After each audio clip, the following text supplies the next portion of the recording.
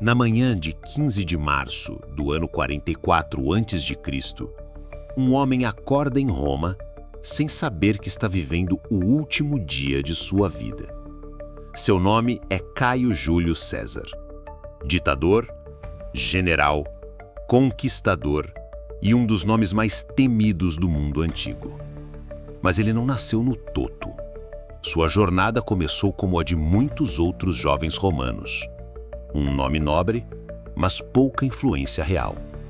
Ainda jovem, enfrentou o exílio político, quase morreu de doença, sobreviveu a sequestros por piratas e galgou o poder passo a passo, até conquistar a confiança do povo, o ódio dos senadores e o medo de seus próprios aliados. Hoje vamos reviver tudo o que passou em seus últimos momentos nessa terra. Seus últimos pensamentos, sua última fala, seu último suspiro. Mas antes, precisamos entender o que levou Júlio César a essa situação. Então já deixa o like, se inscreve no canal se não é inscrito e vamos entender como foi o último dia de Júlio César.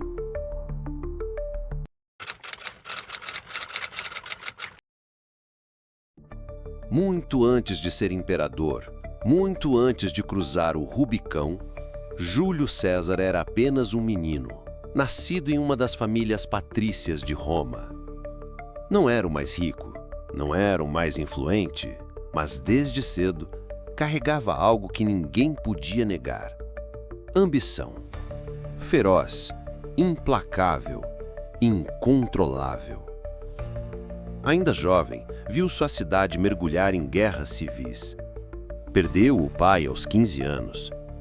E então, por pressão política, foi forçado a fugir de Roma para não morrer, pois se recusava a renegar o nome de Mário, seu tio por afinidade, e rival do poderoso ditador Sulla. César passou fome, foi capturado por piratas e vendido como escravo. Mas ele voltou. E quando voltou, Roma nunca mais seria a mesma. Depois de sobreviver à juventude turbulenta, César iniciou sua carreira pública com uma inteligência fora do comum e um talento raro. Sabia manipular o povo como poucos. Tornou-se questor, edil, pontífice máximo. Mas seu destino estava além dos títulos. Conseguiu o consulado, aliando-se a dois gigantes: Pompeu, o grande general, e Crasso, o homem mais rico de Roma. Juntos formaram o primeiro triunvirato. Mas César queria mais, e foi nas guerras da Gália que ele se tornou uma lenda. Durante quase 10 anos, liderou campanhas brutais e estratégicas, derrotando tribos celtas, sitiando fortalezas e escrevendo relatórios de guerra que se tornaram obras-primas políticas. A Guerra da Gália. Milhões de escravos, milhares de mortos, fronteiras expandidas. César não era mais apenas um político, ele era um herói nacional e uma ameaça. Quando o Senado ordenou que devolvesse o exército e voltasse a Roma, ele respondeu atravessando o rio Rubicão com a célebre frase: "A sorte está lançada." Era o início de uma nova guerra civil. Roma estava dividida e César estava decidido a vencê-la. Pós anos de guerra, César retorna a Roma como vencedor absoluto. Pompeu está morto, Crasso também. O Senado está submisso e o povo o aclama como um semideus.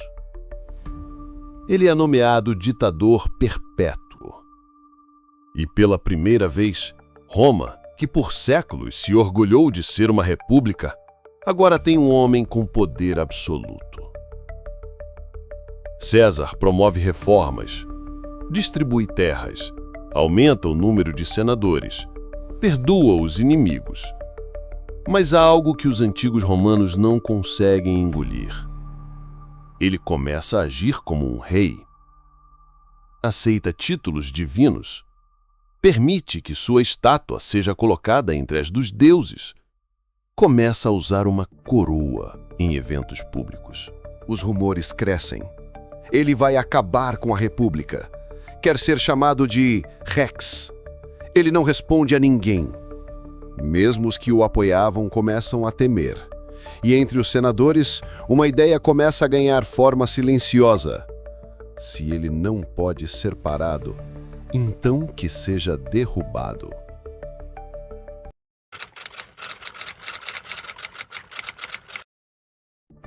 15 de março de 44 a.C. Os idos de março. Une a sua esposa, está pálida, assustada. Passou a noite tendo sonhos ruins. Num deles, via César sendo morto a facadas. No outro, via uma fonte jorrando sangue no Fórum Romano. Ela implora: fique em casa hoje, não vá ao Senado. César hesita. Por um instante, pensa em cancelar sua ida. Mas então chega Décimo Bruto, um de seus supostos aliados, e também um dos conspiradores. Com um sorriso no rosto e uma voz calma, ele diz: os senadores estão esperando. Você já adiou ontem. Se não for, vão achar que está fraco, que teme algo. Você é César. Os sonhos da sua esposa não são nada diante do seu destino.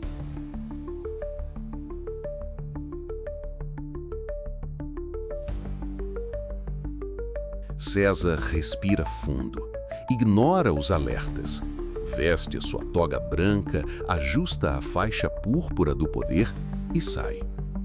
Na rua, um velho adivinho se aproxima. César, cuidado com os idos de março. Ele apenas sorri, confiante, e responde: os idos chegaram. E o velho completa: sim, mas ainda não passaram. Mas mesmo isso, ele ignora. Eles chegam ao Teatro de Pompeu, onde as reuniões do Senado estavam acontecendo. É um prédio antigo, erguido por seu antigo rival. Mas hoje, ele não vê símbolos do passado. Vê o presente. Vê o poder. O lugar está cheio. Mais senadores do que o normal. Todos atentos, todos frios. César entra. Caminha entre eles. Sorri. Confia. Tílio Cimbro se aproxima primeiro. Finge pedir clemência para seu irmão exilado. Quando César recusa, Tílio agarra sua toga e a puxa, o sinal combinado. Um segundo depois, a primeira lâmina corta. Depois, a segunda, e então dezenas de punhais se voltam contra ele. César tenta reagir, se levanta, grita, mas são muitos. No meio da confusão, vê um rosto familiar. Brutus, seu protegido, seu filho de consideração. E naquele instante, ele para de lutar. A dor física se mistura à dor da traição. Até tu, Brutus, é tudo o que consegue dizer. Depois disso, não resiste mais. Cai aos pés da estátua de Pompeu, como se o passado estivesse rindo de volta. O corpo de César está caído no chão de mármore, diante da estátua de Pompeu. Sangue cobre sua toga branca. O Senado, coberto de horror, se esvazia. Os conspiradores não são recebidos como heróis. Ninguém comemora, ninguém aplaude. Porque, no fundo, todos sabiam. Eles não haviam matado um tirano.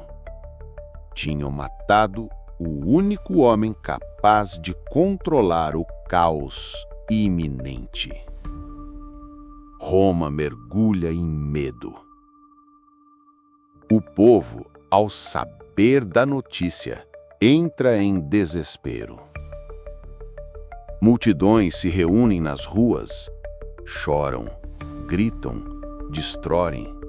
Carregam o corpo de César nos braços, não como o de um ditador, mas como o de um mártir. O funeral se transforma em revolta. A multidão incendeia prédios, os conspiradores fogem e Roma nunca mais seria a mesma.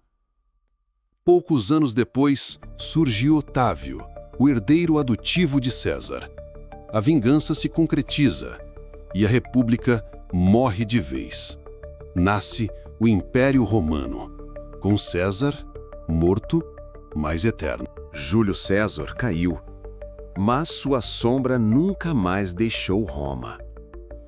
Aqueles que o apunhalaram pensaram estar salvando a República, mas na verdade selaram seu fim. César não morreu como um simples ditador. Morreu como um símbolo de glória, de ambição e também de um erro que Roma jamais conseguiu reparar. Seu nome atravessou séculos, inspirou imperadores, reis, livros, filmes, e até hoje, quando dizemos César, pensamos em poder absoluto. Porque homens morrem, mas algumas ideias se recusam a ser enterradas. Se você gostou do vídeo, não esqueça de deixar seu like e se não é inscrito, se inscreva no canal. Se gostou dessa temática, deixe o próximo nome que quer ver aqui no canal e juntos vamos entender como foi seu último dia de vida.